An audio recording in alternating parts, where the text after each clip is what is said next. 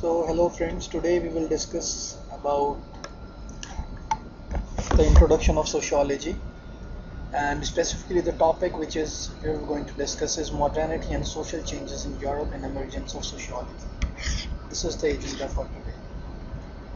Well, this topic is very interesting as it tells you about how the discipline of sociology emerged, and in this first we will talk about the modernization, specifically what is modernization and what changes that leads to the modernization in Europe, and how those particular changes are responsible for the emergence of sociology. So we have many thinkers which we will be studying in this particular subject, like Emile Durkheim, Max Weber, Merton, and many more. So if we talk about this emergence of sociology, then first we have to look out at what is modernization and how these changes bring about the modernization in the society. Okay, so the concept of modernization is mainly developed by two persons. One is the Max Weber and second is Emile Durkheim. So both of them are sociologists, not sociologists completely, but still we will look at these two thinkers when we go in detail about their personal lives and how they have transited from one discipline to another. So rational transformation. Max Weber talked about the rational transformation, and this transformation he talked about in his writings, and he talked about the three aspects of this modernity. One is the social aspect,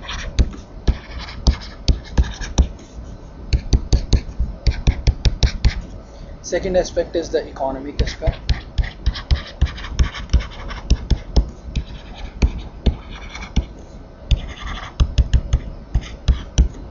and third is the political aspects of society.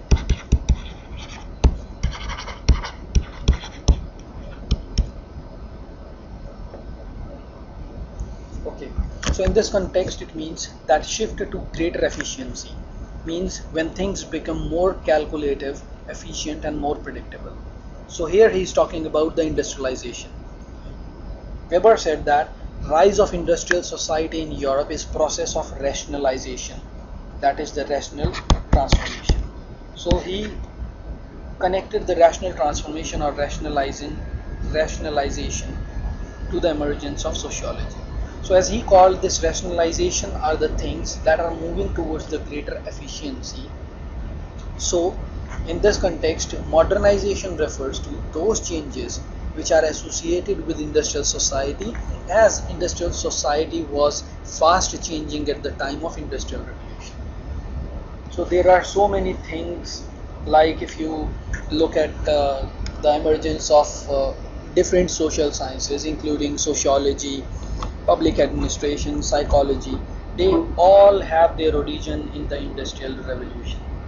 So we will not be talking about the industrial revolution and the how industrial revolution has changed the course of action, and in the Cold War scenario, when the USSR after Second World War was occupying the Western countries. So we will not see that particular aspect in details, but still the emergence of all the social sciences leads in the Industrial Revolution and basically French Revolution. So now we will briefly discuss about the contents of the modernization. So let's talk about the economic aspects. In economic aspects, it is the replacement of subsistence agrarian economy by an industrial market economy, or we can say that the subsistence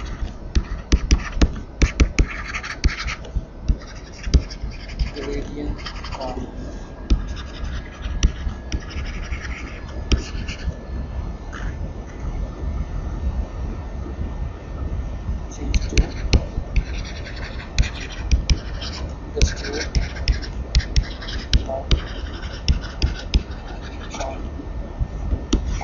all of you knows what is subsistence agrarian economy.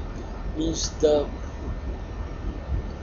feudal system or the main occupation of the people was related to agriculture, and then it is followed by the industrial market economy.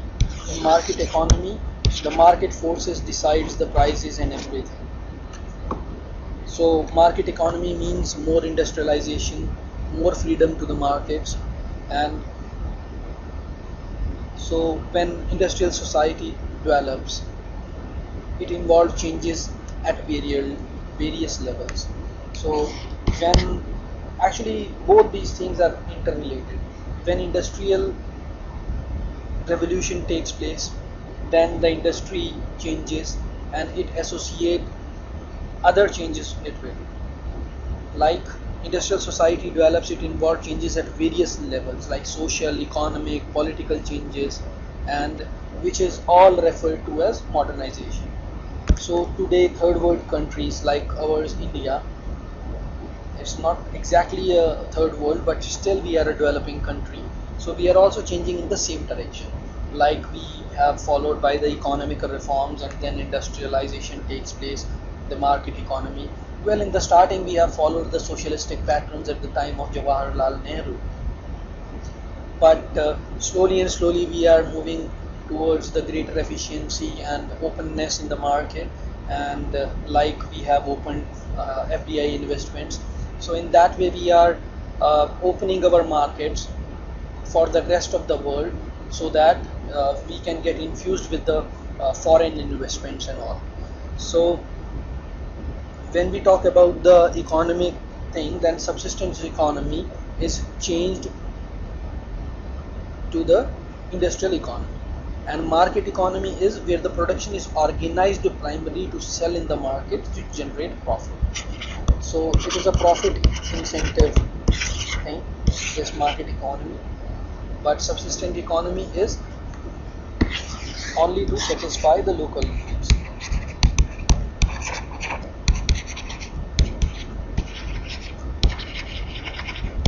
Only to satisfy the local needs of the people. Okay. So as the technology advances, the production category changes and the market oriented production happens. With this, monetization of economy for general purpose money became the medium of exchange. So this means that when we have when the world was converted to from subsistence economy to the market economy, then when world has changed from subsistence to market economy, then the profit oriented things happened and people started to work towards meritocratic society, you can say. And socially it leads to the mobility in the society. So the agrarian societies were rigidly hierarchical, but industrial societies are open and mobile, as I already told you, and there is increase in social and geographic mobility of the people. People moved from rural areas to urban areas and gave rise to conditions for urbanization and modernization. And in industrial society, someone born poor can become rich. Like in India, after before independence, if you born in a caste, you die in a caste. So the mobility is there. Now if you born, there are two kinds of mobilities in sociological terms. One is vertical mobility and another one is horizontal mobility. We will look at these details when we go when we learn some more concepts related to sociology.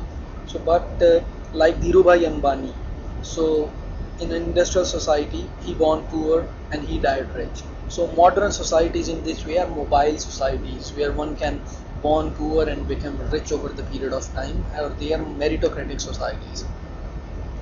So in fact, one American sociologist said the degree of modernity in society can be measured by how many thousand kilometers of roads and railways network is there. So this means if some place is isolated and is not connected with the rest of the world or with different industrial states, then there is no modernity. Well, this is a very basic common sense thing, because if connectivity is there to some town A, then it is obviously well developed than town B, which has no connectivity to it.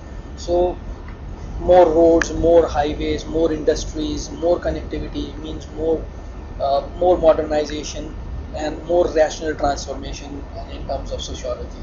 So more modernity gives rise to more rational transformation, and intellectually it means the scientific and secular outlook. Well, this is also a very important point.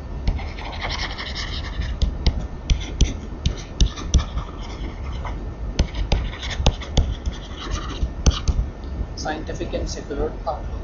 So secular doesn't mean that religion disappears completely.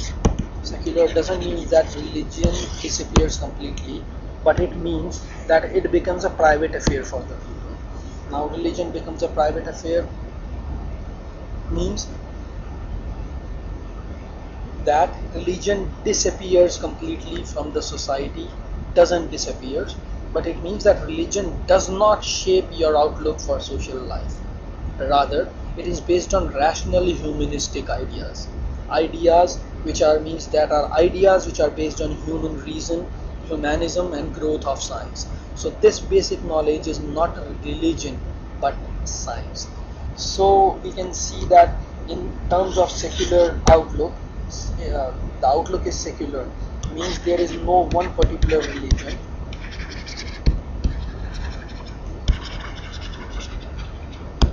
no particular religion, but why, what, and rational questions start to emerge. So it helps us in developing the scientific outlook of the people. Scientific outlook of the people. Right? Monarchical or other type of rule like headship kingdoms gave way to democratic form of government, where the most important principle in democracy was the basis of legitimacy of the rule lies in the consent of the ruler.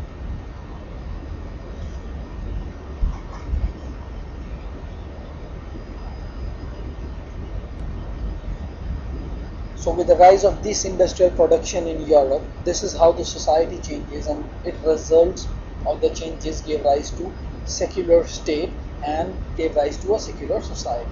So still India is in progress of modernization. We are not completely modernized. We are modernized politically, like the democracy is a kind of modernization. So we have politically modernized, but socially and economically we are still very far away. On the other side, China is still not politically modernized, but it is modernized in terms of social and economic aspects to some extent. But in Korea is recently modernized politically. So the process of modernization was not smooth. Well, this is a law that if some changes is to take place, change always comes with some effect and some consequences. So change is never easy. So we can say the process of modernization is also not easy. It comes with some effects. Process of modernization. Well, there was so much bloodshed at the time of French Revolution, at the time of Industrial Revolution, and so crisis of modernity gave to sociology. Well, this is a very good saying, that the crisis of modernity gives rise to the discipline of sociology. So there were many crises, and the image of the West which we have today, a very tranquil society without any instability, is actually a very long, after a very long crisis. So those societies are not like this, they are not stable. There are so many things which had happened there, and So if we dig out deeper, then the full 19th century is the time of coercions, and first half of 20th century, World War and was fought in Europe, this French Revolution, and so this change was developed by great violence, and is developed a crisis. So after every, so the crisis of modernity is the thing which gives to the rise of the discipline of sociology. And the feudal order breakdown happened because of emergence of trade. Trade route discovered by Marco Polo, and then followed by the new technological advancement which was infused by the Chinese, like the invention of paper, which leads to the printing of money, and magnetic compass in sailing, and gunpowder. So these are some of the very good advancements which have taken place in at that time, which encourage people to have a rational mindset, and to conquest and to explore new things. And so finally these breakthroughs increased trade, and materialistic phase began in Europe. So now if we sum up, then we can say that the emergence of sociology was because of some good reasons, in a nutshell, like the industrial revolution was one of the reasons which led to the emergence of sociology. But the second thing we can say, the advancements of science and technology, advancements of science and technology is another reason which can be related to the industrial revolution, or both of them are supplementary to each other. Third is there is a rational transformation.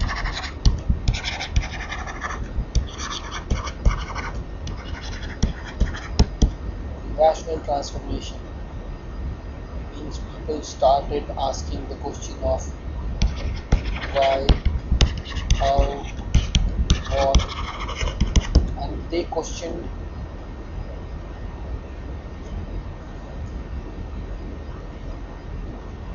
that particular order which was prevalent at that time. So, for example, if we say that at that time, in UK, I think uh, there was an epidemic of plague, and then church issued a notice that this is because of your sins. Plague is because of your sins. But then, after the scientific achievements, scientists found out the reason